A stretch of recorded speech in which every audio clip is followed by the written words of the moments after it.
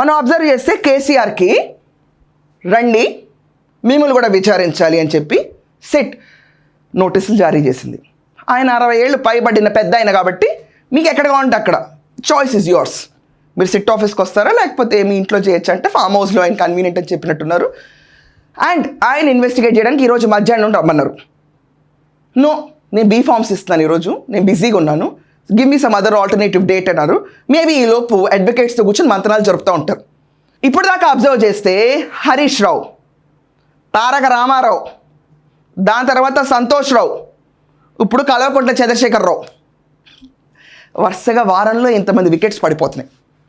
And SIT వాళ్ళు వాళ్ళ first charge sheet జారీ చేసే లోపు మళ్ళీ so called Harish Rao, KT రావు, దాని తర్వాత సంతోష్ రావు వీళ్ళందరినీ కూడా ఇంకోసారి పిలుస్తారని చెప్పి పేపర్లు గొల్లుమంటున్నాయి.